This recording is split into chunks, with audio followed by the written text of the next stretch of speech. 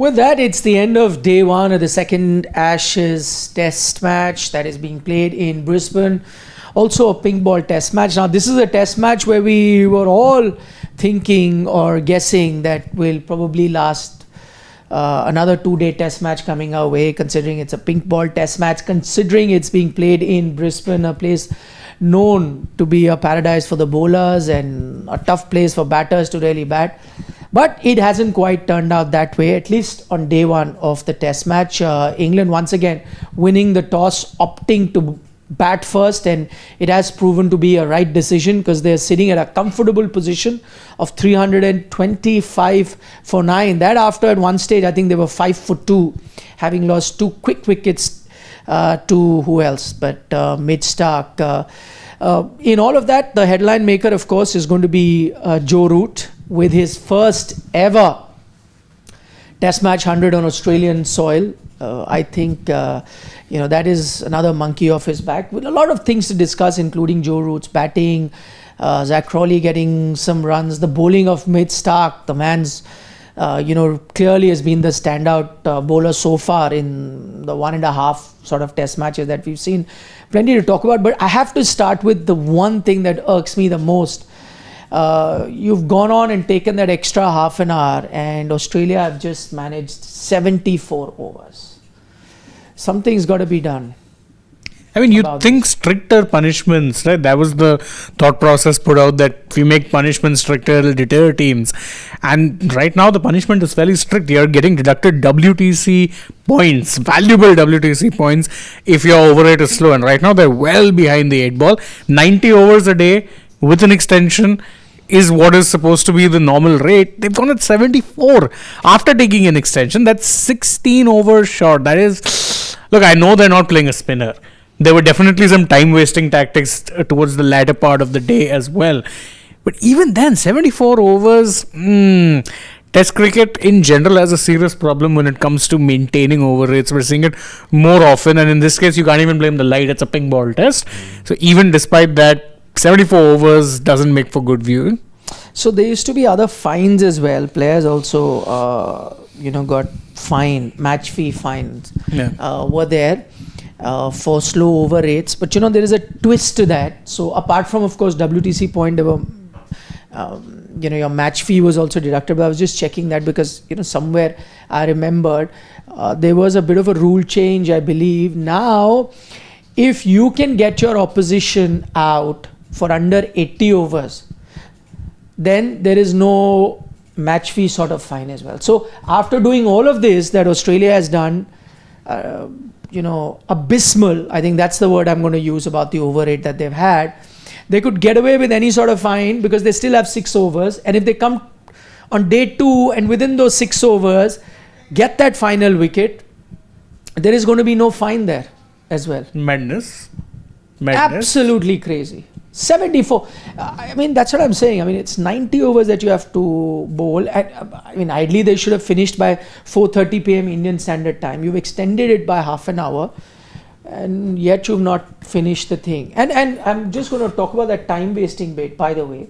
Australia were time wasting. There was a situation there where Steve Smith, called on the... Firstly, he would randomly walk up to Boland and then start talking about strategy, which was... Nothing even was done after that. Of course, he was wasting time. You had a situation where they called a short leg fielder, they called a helmet for a short leg fielder. He was there for precisely 1 ball.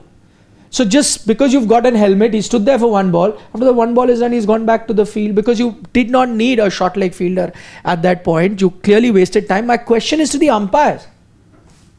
What are the on-field umpires doing? It is blatant. The crowd is recognizing that. The crowd is booing the Australian players for doing that. Umpires are not moving. I mean, you're trying to make this entertaining. You're trying to, people pay good money to come here. We talk about how shortened test matches are hurting test match cricket, but also on a given day, you're not getting a full quota. Despite it being extended for another half an hour, not getting a full quota. I think something really needs to be done. I think, I think batters understand just one currency, and that's either wickets or runs.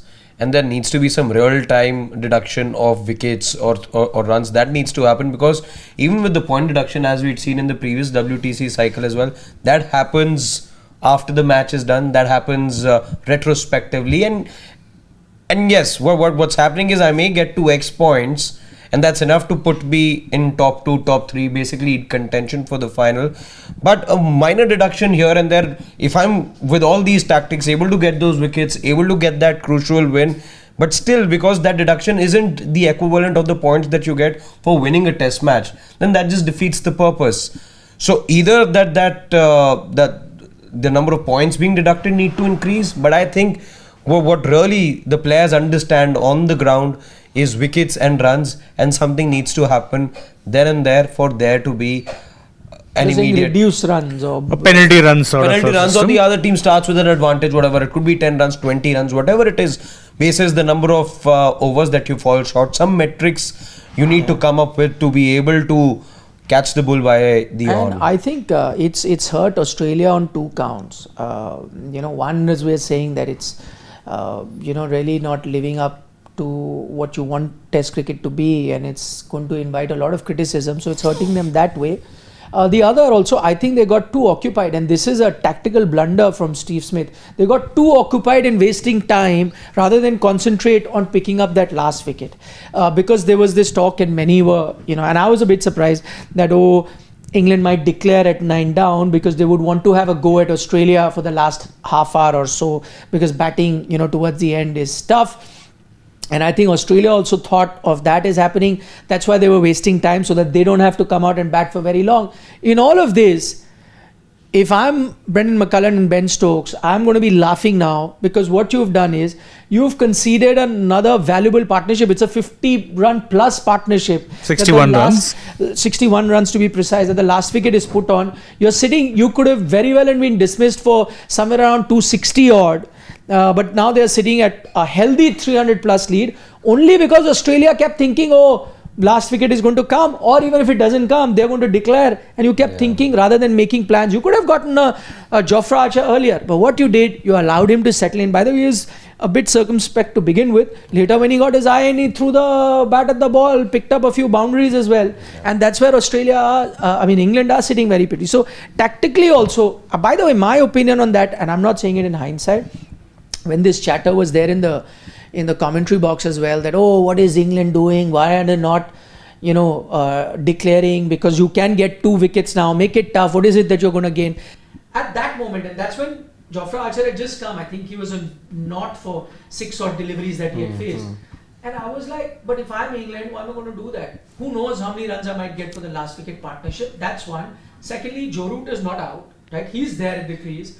Thirdly, I've just finished a test match where we've had a scenario where the match is finished in 2 days. 2 days precisely. And what has happened in that particular moment? 2 days the test match gets over, and your mic is stuck. Okay, I hope I'm audible now. I think I would be. Thanks to some of your comments, I think our producer also realized that the audio was not there. No, I realized before the comment. No, I was saying, I'm just going back to that tactic of England.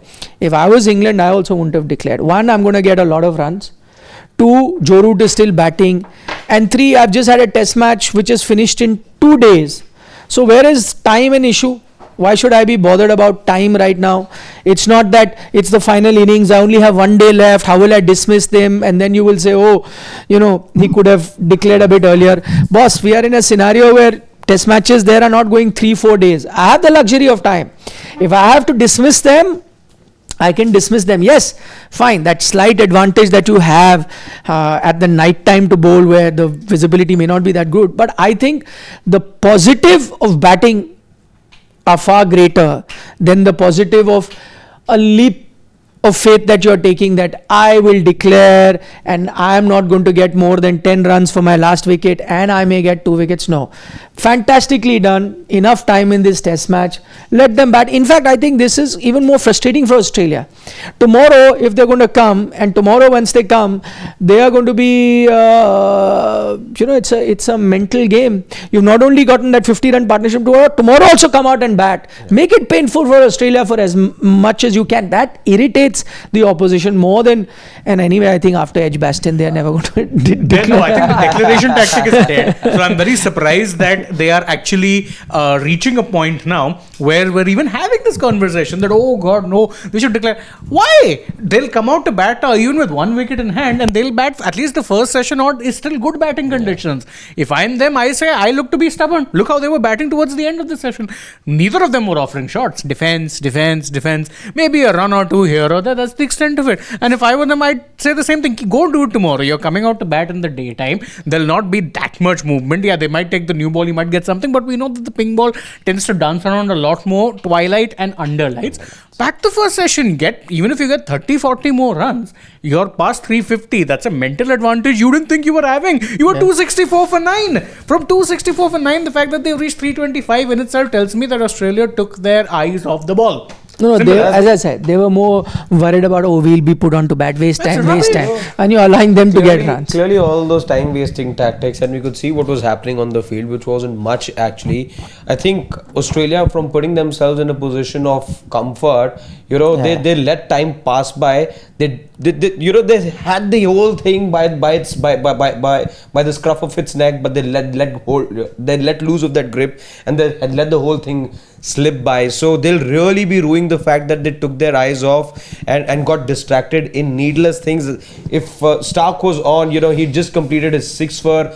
You should have just persisted with him. I couldn't see any banter going around as well. What do you do when you're playing in front of home crowd? That too at Brisbane, where you've now allowed England to register the record 10th wicket stand.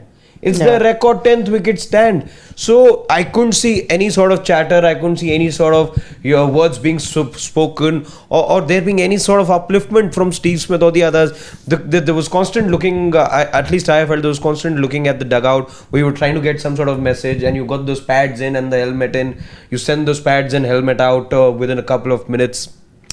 Nothing in terms of tactics and not enough initiative, more so to get that last wicket. You let time do the talking for you, let time dictate things, and not you take the initiative. And that's where England have now sort of taken advantage in this first innings. From where they were, you thought there was a slide, they've now managed to resurrect. Okay, Joe Root's 100. That's the headline act. We'll talk about that 100, but before you even dwell into the Joe Root 100, I know who's the happiest guy today. It's not Joe Root, it has to be Matty Hayden. After what he said, that video of his that went viral where he said that he's going to run around naked MCG if Joe Root doesn't get 100 this Ashes. He must be a happy chappy at the moment, Matthew Hayden. In fact, I believe he's already put another video out where he said that thank you Joe Root for doing it. I was backing you from the start, all positively, because I knew. In fact, I know Hayden's daughter also had Grace. She also said something I'm sure she wasn't very happy with his dad putting his neck on the line. In fact, his video, and I remember the video that he's put on now, he said nobody had more skin in the game for you getting 100, and quite literally in my case. He put that. So Matt Hayden, the happiest guy, not just the happiest Australian, but also the happiest person on the planet, more than Joe Root, that he's gotten 100. Joe Root now, he remains not out. His average is moved up to about 38 in Australia after getting that 100. But, it's not that I know he hadn't got a 100 there. He had played about 29 innings before 30th, so 29 innings before this, yet he was averaging somewhere around mid-30s, 34 I think was his average, somewhere there, 33, 34 in 29 innings, which isn't bad. Anyone will take that in Australia, but just because Joe Root won the high standard that he sets about getting those hundreds, and also our obsession with top batters getting 100, that we keep judging them, how many hundreds does he have, but he still averages, as I said, most would envy a overseas batter having that sort of an average after 29 innings in Australia. They'd be happy. But as I said, that monkey off his back, he had to prove that point, that 100 needs to be there. There it is, 100 number 40, might I add. He's only behind 3 players now. 41 I think is Ricky Ponting. Yes. 45 is Jacques Kallis. 51 is Sachin Tendulkar. So 41 is of course a matter of time. 45 also I think is a matter of time. 51, that's the big question. By the time you get to 51, you'll also be talking about another number. 15,800. 21. Yeah. How much is he sitting on right now? He's near 14,000 at this Yeah. point. I don't know the exact number. I think 15,000 is going past. 51, I'm not sure. See, he needs about 1,000 odd runs to go past Sachin's record of most in Test match cricket, right? I mean, the way he's batting, he gets about 700-800 runs. About Because 2,000. he's 13,000 something. Ah. But 2,000 runs is still possible. Yeah, for but the way he bats he gets 700-800 runs a a year. year. Then considering the number of tests they play 15-16 tests in a calendar year. Never mind in a WTC cycle. In a WTC cycle, that number No, goes so up to 22 I've at done the math. So he has played. If you look at his debut, he debuted in December of 2012, which makes it exactly 13 years to now, right, to date. He has played 12 Test matches on an average every year. 12 Test matches. So needs to Now last his rate of conversion of centuries is 1 in every 4 Test matches a century. So now if he needs to go past 51, he needs 11 centuries. He's going to be turning 35 in a few days' time. So he's 35. I think a safe assumption is 38. Not more than that. Not too many players have gone beyond 38 to be playing. Some have. And I think where he is right now, he's nowhere near the end of his career as well. So if I was to take a very safe estimate, 38 should be that age. Because right now you might say he'll play till 40, but you never know. When form dips, suddenly your reflexes slow down, 36, 37. Mentally, is he motivated enough? I don't know. So if I had to take a very calculated, safe assumption, I'd say 38. That gives him 3 more years. 3 more years at 12 Test matches every year, and and then he gets 100 every 4 Test matches. So that is about 9 Test match hundreds in the next 3 years. If, by the way, if he continues to bat in the form that he is, now many will say if you take out last 3-4 years, then he must be getting, his rate of conversion into Test match hundreds will be much higher. But we also have to take, there have been lulls in the past. That's why I've taken his entire career, even at phases where he was not very good, even in phases in the last few years where he's very good.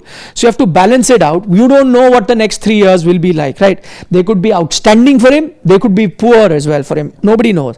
That's why I've taken a career average where he gets 100 every 4 Test matches. If he's playing 12 Test matches a year for the next 3 years, and if he's playing till 38, he might not cross 51. But this is all extrapolating from overall. Who knows? He might get. Yeah, because this sort of takes away the kind of momentum he may have had over the last few years, and I'm pretty sure his numbers over the last couple of years would have been far better than let's say between 2012 to 2020. But that's a golden period. Are you 100% sure the next 3 years will be exactly? So again, it's a thing of averages. You really need see, if he's there, if let's say he gets 9, he's at 49 and he's 38, he might push himself to play 39. Why not? Another year, 39, he'll get it. And forget what some of the other English greats have done in terms of retirement. You need to forget what an Alistair Cook did. You need to forget what Englishmen have historically been infamous for. He's 34. No, he's 35 in a few days' time. His birthday's in December. So for somebody playing just one format, and when you're so very close and you're showing no real signs at the moment of being troubled or being there being any slowness, it again, as Virat says so often these days, it's just down to personal motivation and what you want. What is it that you desire? And till what time do you have the hunger inside? The morning that you feel the hunger is gone, forget all these milestones. You don't pick up the bat. That's the day I retire. Yeah.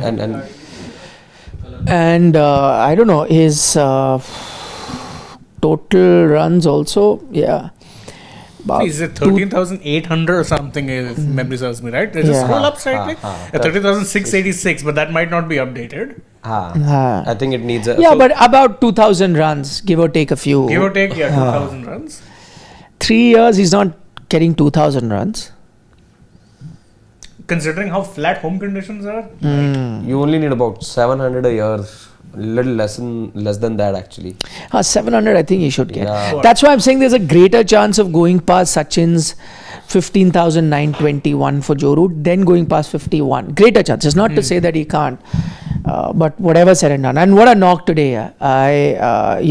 This is the other thing about Joe Root that somehow, I don't know about you guys, once he was on 40, I remember, and I'm like, that's 100 coming. That's the greatness about these batters, right? Like when you see Virat on a given day, you can say 100 coming, and 9 times out of 10, they're going to be right that it is coming. When you see a person in that form, the way he's batting, he's gotten, he's sorted the butterflies in the stomach to begin with, that bit of nervousness that you have. Once you know he's gone past that threshold, 100 is coming. Ditto for Joe Root. Today at 40, I said it's coming. Shen and I were having a word about this earlier in the evening, and when you saw that wicket of Jamie Smith, the one thing we had complete consensus of, that the only way Joe Root's not getting to his 100 is that kind of a delivery, because you needed a Jaffa. You needed a Jaffa to get rid of a Joe Root, because you look at how he really plays, how he placed himself today. When the sun was out, it was not just easy for him, for some of the others. Zach Crawley also got runs today. That is actually the headline of the day. Zach Crawley got runs. Stop press. but the time the things got tough under lights and Scott Boland had his tail up, why was the keeper standing up for him? You as a batter, I'd be relieved. He's known for his movement. He is Hazelwood light, if I can call him. But to have the keeper up, I don't know. It's a pink ball test match. Intimidate the opposition. No, he's your number one. Of course, Starc is there, but he's alongside Starc, your strike bowler. Intimidate them, have the keeper standing behind. You're standing up means you're more worried about the batter dancing down the wicket or using the crease and things like that. I don't know. No, I didn't like it either, and especially because Boland is not a slow bowler. Exactly. He's mid-130s and gets the ball to move. That's threatening. And sometimes the bowler is mindful of the fact that the keeper is standing up, so may not bowl full throttle. Exactly. I don't know. It makes no sense. But yeah, just one thing to say about the Joe Root century. Root. The English fans were really on one today. They were singing "Hey Jude" as Joe Root. Joe, that's a very old chant. So they start singing na na na na na and Joe Root. Yeah, they were loving it. Nice to see English fans. They've got a drubbing in the first Test match. I'm sure Aussies are having a lot of fun at their expense. Yet they are there, out in numbers, jovial throughout, singing on top of their lungs, having a good time, enjoying every bit of Test match. That's one thing I like about English fans, that even if England were to go down, let's say 3-0 or whatever, 4th Test match also you'll see them. That's what they are. This is the same bunch of fans who would cheer ironically every time Monty Panesar got a run or fielded properly. So they have a sense of humor. They can laugh at themselves. And even today, there were points when I think even Archer was running a single and you hear them in full flow. And I'm like, first I was wondering why. Then I'm like, even the player, if they're hearing this, they might just get charged up a little bit, saying, no, I'm going to keep batting. I just want to keep hearing this noise. And that's what happened. I think after a point they realized that Australia had taken their eye off the ball. Fine, we'll just defend. Tup, tup, tup. One after the other they played out today. And now suddenly Australia are looking at a point where you could have had them all out today again. Yeah. And you're now having to come back. You'll have to bowl the first session tomorrow where it will be easier to bat. See, even if they add 20-30 runs more, that's 350. It's anything beyond this is just gold. No, I think they'll take this. Yeah. They will take you could have had them at 265 or whatever. Any They're run sitting after at this is gold 325. dust. Huge difference. It's ping ball test. Let's not forget you're playing at Brisbane. It's not a venue where you get too many runs anyway. And there'll be a session where 6 wickets can fall. Yes. Exactly. This is what happens. Yes. Absolutely. So I know it's still a much better pitch to bat on. If you really get your eye in, there are runs to be had. I agree, all of that. But you never know. There could be a inning or two where you lose your 6-8 wickets in a jiffy. Your innings done before you realize. Yet again, after what we saw twice in the first Test match, they were 211 odd for 4. And 260 for 9. Yeah. At So 50 point, odd runs, you lost all those wickets. Gone. 5 wickets. In fact, that partnership, Joe Root and Zach Crawley, 5 for 2 from. It stabilized them. Yeah. Because they lost arguably their best opener in Crawley in the first over. No, not Crawley, sorry, Duckett. Duckett, yeah. So Duckett Crawley getting runs is big. The most huge. hopeless of best bowlers. This is the real headline. Never mind Joe Root's 100. Yeah, no, this is the 76 runs that England had written off. They've just got it as a bonus. Wow, we'll take that. Because Zach Crawley got runs. Oh my God. But as I said, when baseball's happening, sometimes fun to watch. No, that's the thing. It's like a train crash, but you can't take your eyes off because it's like, what if? What if he actually ends up batting 40 balls and gets 80 runs? Yeah. Then you're like, okay, then it's a game changer. It doesn't happen more often than not because this is still Test cricket and you still need to respect it. Look at Archer's innings. He slowed down later. Yeah. At one point, he was going on a strike rate of 150. I'm like, what is he doing?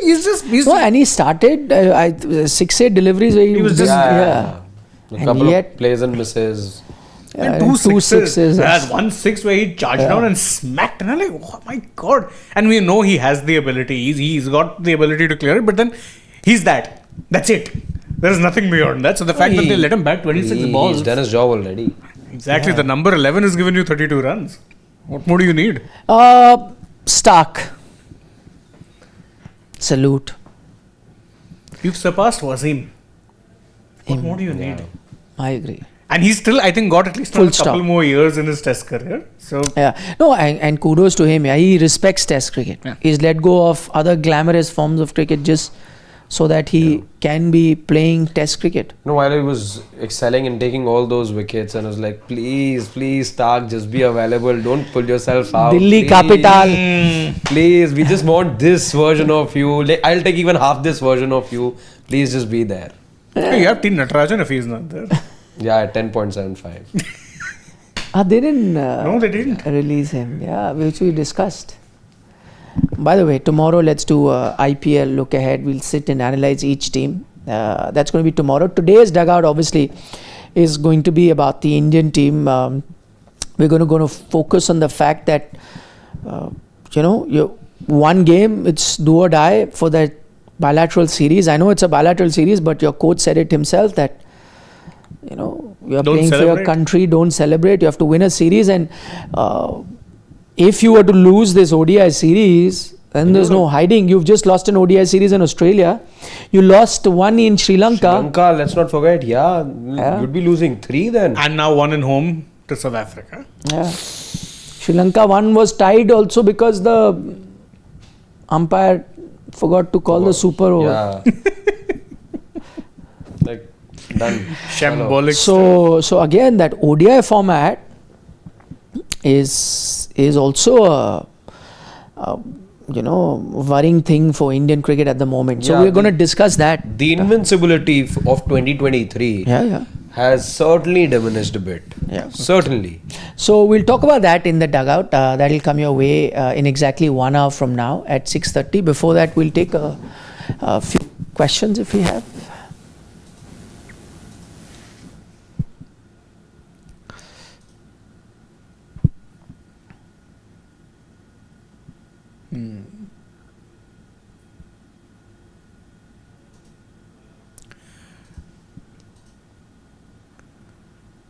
So Steve Ticklow says Joe Root has white ball, pink ball hundreds in Australia. Yet to get a red ball 100. Let's see if he can get in next 3 tests or not. Difficult with Cummins back. That's an interesting point. He technically doesn't have a red ball 100. Very interesting observation. But again, Australia could have been a different ball game. Cummins, Hazelwood. So 100's 100. Yeah. I know nobody's going to remember that the 100 came when exactly. Yeah. Starc was there, Boland was there. And Boland is a decent bowler. I think he's very unlucky. Oh, his record is phenomenal. Particularly at the MCG. Phenomenal. MCD though. Yeah, he's an MCG god. He's better than Hazel God also there. Yeah. There is Scott Godland.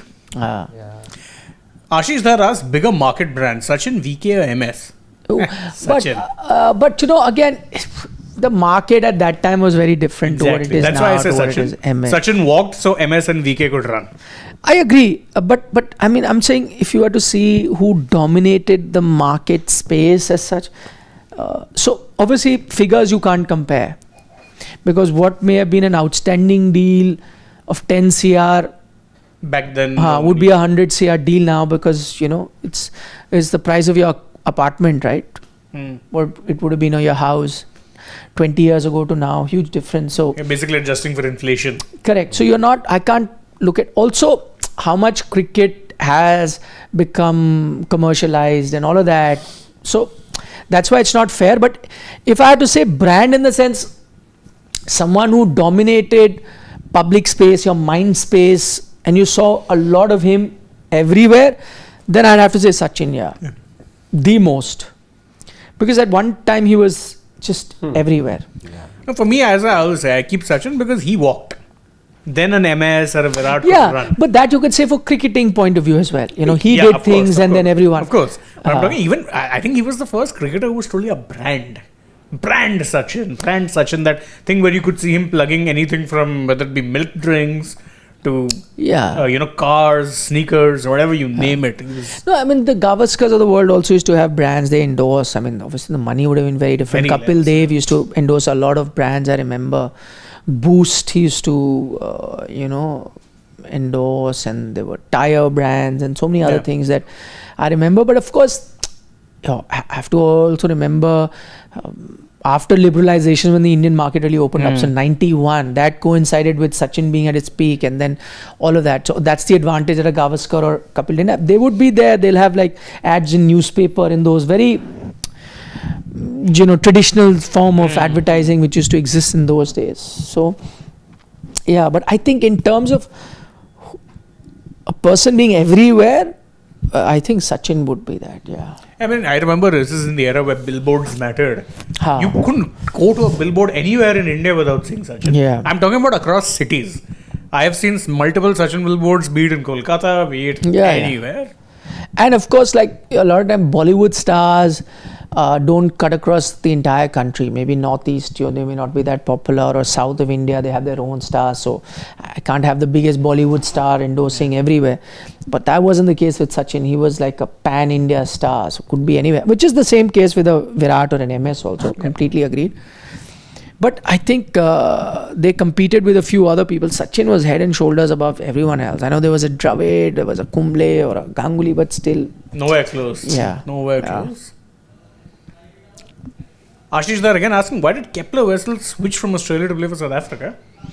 I think he played for Australia. He was from South Africa, but because South Africa could not play international cricket, he was playing for Australia. But once he had a chance to play for his country, then he went back and then played for them. Saurav Roy is asking, is pink colored red ball?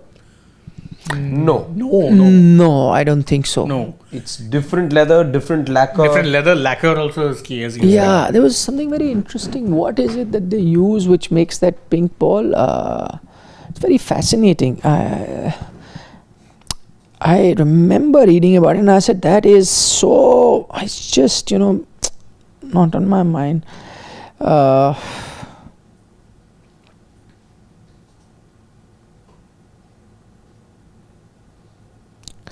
You take the other thing, it'll come to me and I'll... Yeah. So can we have a look at the other questions meanwhile?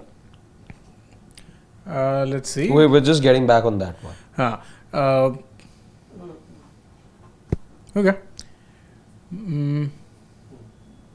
Okay. Rani Gupta has just shared her prediction with us. Says England will be 4 or 5 all out. Okay. Archer 100, Root 150. Surely this is very, very tongue-in-cheek. Yeah. Arvind Atreus mentioning something interesting, saying that Steve Smith fell to the Stokes trap. They'll add another 30 runs tomorrow. Wouldn't surprise me if they do, because again, daytime it'll be better for batting. Better for batting, exactly. You saw just how many wickets fell. I mean, early on, yes, Starc did get the ball to move. Yeah. But that's early on. Once they settled in, they were able to get plenty of runs. And thereafter, I think, the most of the wickets fell lighter. So it's not that exciting. They use the pigment, a pink color pigment. So it's leather. So they use a pigment which then makes it red, which is different, makes it pink, which is different from red. Red, also remember, it's not naturally red like leather. So that they actually dye it in red color, and that's how it becomes red.